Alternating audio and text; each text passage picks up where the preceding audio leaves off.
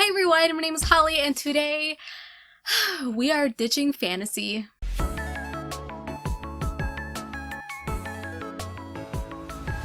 For real though, for a short time, like a very short time, I did not read fantasy. I decided to focus all of my attention on the genre of thriller.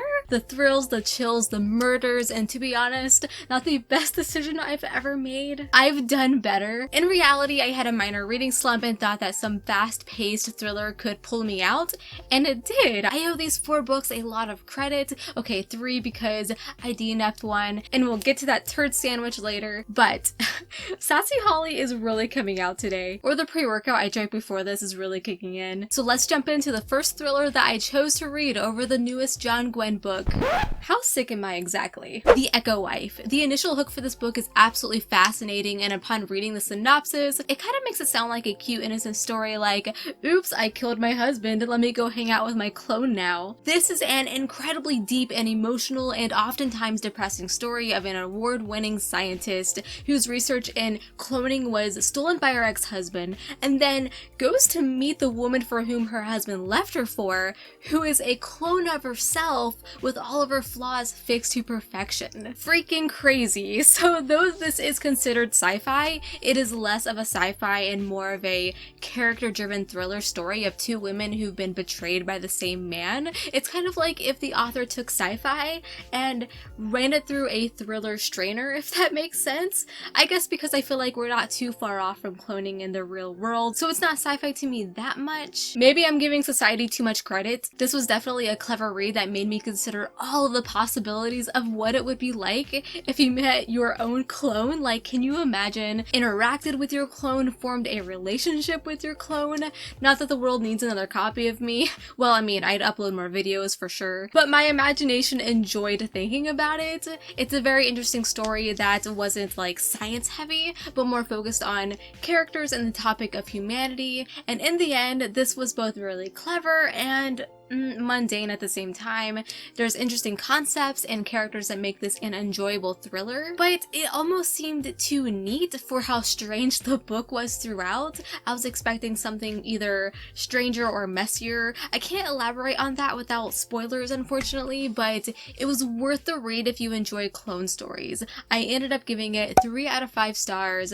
But it's no Orphan Black though. So there are always multiple sides to every story, but rarely does the audience get to experience them all at the same time. That truly is the concept of Children of Red Peak. This is a psychological thriller which presents an intriguing mystery to unravel, centered on a group of friends who experienced a tragic childhood while forced to live amongst a religious cult who all mysteriously died one night during a strange event and no bodies were found. The children were the only survivors. The book swaps between a few time frames spanning from 2002 when they were children and 2020 when they're adults, as they reconnect and decide to confront their fears and problems head on by revisiting Red Peak, where this cult resided. I'll be honest, the switching from past to present made me care about these characters even more than usual, because seeing their personalities, hopes, and dreams as kids materialize now that they're all around like 30 was very fun to me. And though it kept my attention the entire time as I desperately wanted to know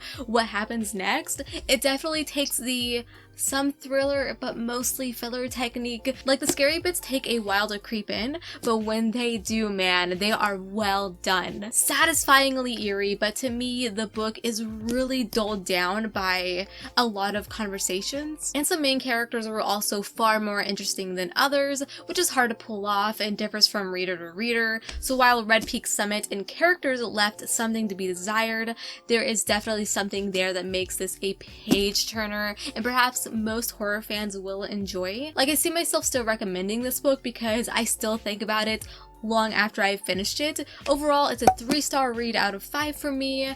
Now, if Craig DeLuey wrote a fantasy, that would change the game for me. Near the Bone, a very recent release actually, look at me go.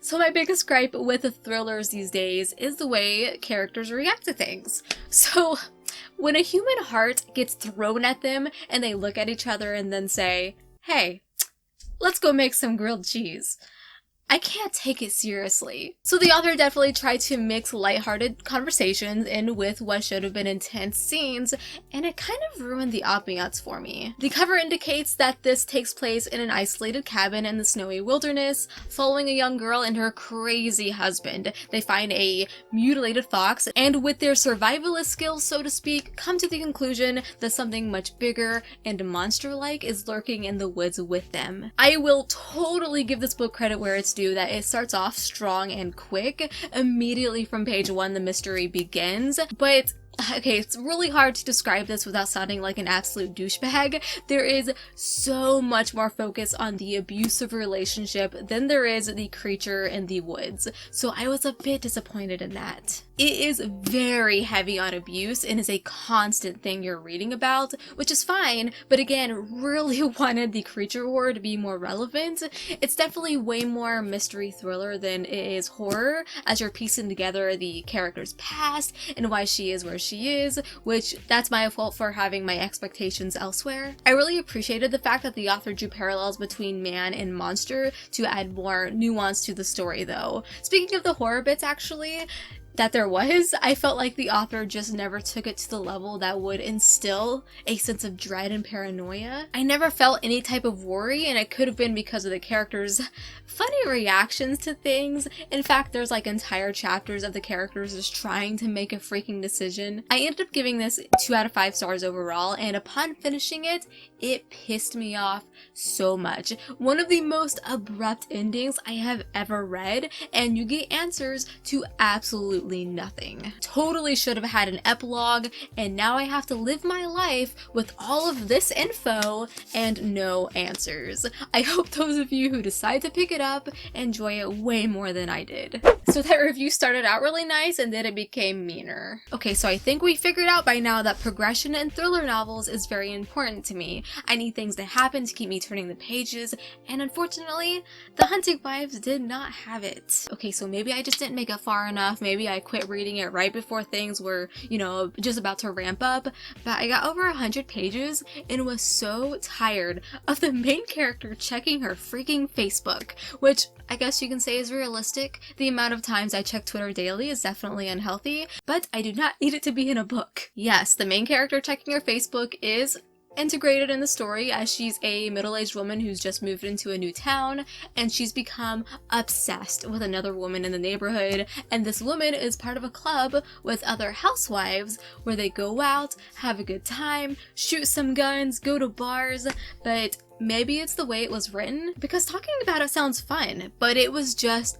boring still, and also the complete opposite of my lifestyle, so I couldn't relate to it. Maybe, I don't know, all of the housewives cheat on their husbands, and I hated that. Ugh, I feel like that's such a dumb complaint, because I mean, that's like the whole point of this book. These ladies going buck wild, dissing all the rules when suddenly a murder happens, but it is what it is. And I also had trouble figuring out who was who because all the women read the same on the page. Yeah, it just did not mesh well with me, but if this sounds like up your alley, definitely give it a try. I'll never say on this channel, don't read this. So those are my personal thoughts. And that is going to be it for today's video. I know it's weird for me to do a whole video on a genre other than fantasy, but we did it. I did not find a new favorite thriller today, but they are constantly coming out. So if you think there is a thriller that I would love, comment down below, let me know. Give me a follow on Goodreads, let's be friends there. Also on Instagram at HollyHeartsBooks and on Twitter at HollyNiece. And until I meet again, happy reading.